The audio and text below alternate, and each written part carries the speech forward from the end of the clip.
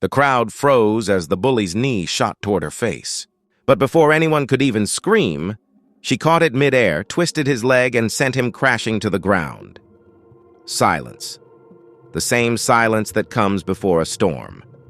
No one knew that the quiet new girl, the one everyone mocked, had once been called the Cobra in Bangkok's Muay Thai circuit. And that day, she reminded them why. It was the first day of summer school in the rough neighborhoods of Eastbrook, a place where respect wasn't given. It was taken. Kids gathered at the basketball courts, their laughter mixing with the sound of sneakers squeaking and hip-hop beats thumping from a speaker. That's when Maya Johnson walked in, a tall, lean black girl with soft eyes, her hair tied neatly in braids. She carried no phone, no fancy bag. Just a small duffel slung across her shoulder. She was new to the area, having recently moved with her mother after her father passed away overseas. She didn't talk much, didn't look for trouble. She just wanted a fresh start. But Eastbrook High, even during summer, that had its hierarchy. At the top was Kyle Turner, a loud, cocky 17-year-old with a mean streak and a local gang reputation. To him, new faces were easy targets, especially quiet ones. Kyle watched Maya from across the court, smirking. "Yo, who's the new track star?" he called out. No response. Maya kept walking toward the bench, quietly unzipping her bag. "Hey, I'm talking to you," he shouted louder. Maya turned, calm and steady, just trying to find a place to sit. The boys around Kyle laughed. "She's got an attitude already," one said. Kyle smirked. "Let's see if she can back it up."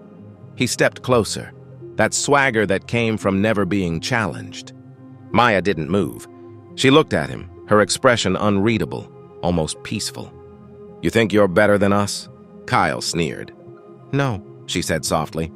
"I just don't fight over benches." That made him laugh, a sharp mocking sound. "Not yet, anyway." He pushed the ball toward her feet. "How about a game?" "Winner stays," Maya sighed, tying her sneakers tighter. "Okay." What happened next would make the entire court whisper her name for weeks. The first few minutes looked harmless, a normal one-on-one game. Kyle dribbled aggressively, showing off his moves, laughing each time she tried to block him. But Maya's eyes didn't leave him once. She moved gracefully, not flashy, not rushed, but calculated. After 3 plays, the score was 2-2. The crowd started to notice she wasn't ordinary. "Yo, she's fast!" someone shouted. Kyle's smile faded. "Nah, she's just lucky." When he missed the next shot, she caught the rebound, spun, and sank it clean. 3-2, she said softly. Kyle's pride started to burn. No one, especially not a new girl, embarrassed him in front of his crew. The next play, he shoved her shoulder hard. She stumbled but didn't fall. "Oops," he said with a grin. Maya brushed the dust off her arm. "You play rough," he smirked. "You'll get used to it," she nodded once. "Maybe you will." The game continued. And then it happened. Maya drove in for a shot and Kyle, frustrated, lunged. But this time, he didn't go for the ball. He swung his knee toward her face. A collective gasp echoed through the park. But before his leg connected, Maya's instincts, those trained through years of Muay Thai drills, exploded into action. She caught his leg midair. The world seemed to slow down. Kyle's eyes widened in disbelief. Maya twisted slightly, dropped her weight, and swept his other leg out from under him. He hit the ground hard. The crowd went silent. For a few seconds, the only sound was the faint hum of the speaker. Then whispers started spreading. "She caught his leg! Did you see that?" Maya stepped back, breathing slowly. Her eyes were calm. "I told you," she said quietly. "I don't fight over benches." Kyle lay on the ground, stunned. His pride, more than his body, was hurt. He jumped up, red with anger. "You think that was funny?" Maya didn't respond. She just picked up her bag and started to walk away. The crowd began to murmur again, phones out, some filming. Kyle grabbed her wrist. "Hey, I'm talking to you!" In one smooth motion, Maya turned, twisted his grip, and freed herself. The way she moved wasn't just quick. It was controlled. Years of training hidden beneath calm silence. Kyle stared, confused. "Who the hell are you?" She looked into his eyes. Someone who knows how to stop hurting people before it starts. But Kyle wasn't listening.